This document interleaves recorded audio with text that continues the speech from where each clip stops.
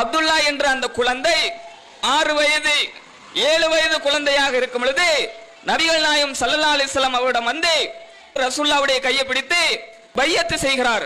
என்ன பையத்து? அல்லாஹ்வின் தூதரே, நான் இந்த இஸ்லாத்தில் எது ஹலாலோ அதை மட்டும் தான் செய்வேன், எது ஹராமோ அதை நான் செய்ய மாட்டேன், இதை நான் உங்களிடம் உறுதிமொழி இருக்கிறேன் என்று சொல்லி நபிகள் நாயகம் ஸல்லல்லாஹு அலைஹி வஸல்லம் அவருடைய கையை பிடித்து பையத்து செய்கிறார். ஒரு குழந்தை 6-7 வயதுள்ள குழந்தை நம்மிடம் தான் இருக்கிறது. ஆனால் அந்த குழந்தையுடைய வாழ்க்கை இதெல்லாம் தெரியாத வாழ்க்கை என்று சொல்லுவோம். ஆனால் அந்த பருவத்திலும் தெரிய வைத்தவள் ஒரு தாய், இந்த பருவத்திலும் இஸ்லாத்தை புரிந்து கொள்ள வேண்டும் என்று வளர்த்தவள் ஒரு தாய் என்ற அந்தஸ்தில் அஸ்மா ரலியல்லாஹு அன்ஹா இருந்தாங்க.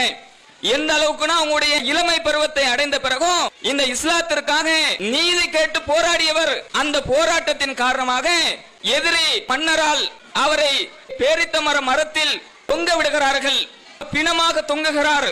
அவரை அந்த பாதையில் வந்த அப்துல்லா இப்னு உமர் ரலியல்லாஹு அன்ஹு அவங்க பார்த்து சொல்றாங்க, அப்துல்லா இப்னு சுபைரே, உன்னை இந்த மரத்தில் பிணமாக தொங்க விட்டிருக்கிறார்கள், ஏன்?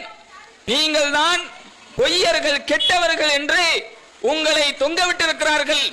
நான் சொல்லுகிறேன், நீங்களே கெட்டவர்கள் என்று இந்த மக்கள் சொல்லுகிறார்கள் என்றால் இந்த பூமியில் இந்த மதீனாவில் யார்தான் நல்லவர் என்று அந்த இறந்து கிடக்கிற அப்துல்லா இப்னு சுபைருடைய பிணத்தை பார்த்து இவர் பேசிய வரலாற்று செய்தியை பார்க்கலாம்.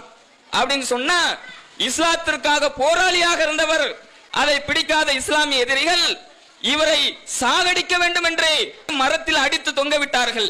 அந்த அளவுக்கு போராளியாக வரலாற்றில் சொல்லப்படுகிறது. அஸ்மா ரலியல்லாஹு அன்ஹா அவங்க தான் சஹாபிய பெண்களிலேயே நீண்ட நாள் வாழ்ந்த பெண் என்று சொல்லப்படுகிறது. அந்த அளவுக்கு தாயாரும் உயிரோடு இருக்கிறாங்க. இதெல்லாம் நீண்டு போகிறது. சுருக்கமாக சொல்ல போனால் இன்றைக்கு பார்க்கிறோம், ஒரு வயதை வந்து விட்டால் நம்ம பிள்ளைய தருதலை போல விட்டு விடுகிறது. ரோட்ல பார்க்கும் பொழுது செல்போனும் கையுமா தான் நடக்கிறார்கள் பிள்ளைகள். யாருடைய தப்பு கேட்டால் சமுதாயத்தின் மீது பழி போடுவது, சரியாக ஓதி கொள்ளவில்லை என்று பழி போடுவது. ஆனால் இதை அல்லாஹ்ட்ட சொல்ல முடியாது. எதுக்கு உன் பிள்ளைய சரியா வளர்க்கலன்னு அல்லாஹ் கேட்பான். இறைவா, பள்ளிவாசல்ல சரியா ஓதி கொடுக்கல, பள்ளிக்கூடத்துல சரியா படிக்க வைக்கலண்டா அங்க சொல்ல முடியும். சொன்னா ஏத்துக்குவானா அல்லாஹ்? போ நரகத்துக்கு போன்னு வீசிடுவான்.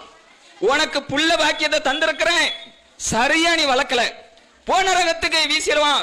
பருவ வயதை அடைவதற்கு முன்னால் நல்ல கல்வியான சாலிகான பிள்ளையாக வளர்க்கக்கூடிய மக்களாக பெற்றோர்களாக நாம் இருக்க வேண்டும் என்பதை இந்த நேரத்தில் சின்ன அறிவுரையாக சொல்லிக்கொண்டு என் உரையை முடிவு செய்து கொள்கிறேன். என் இறுதி சொல்லாக அகிலத்தை படைத்த அல்லாஹ்விற்கு எல்லா புகழும். வஸ்ஸலாமு அலைக்கும் வரஹ்மத்துல்லாஹி வபரகாத்துஹு.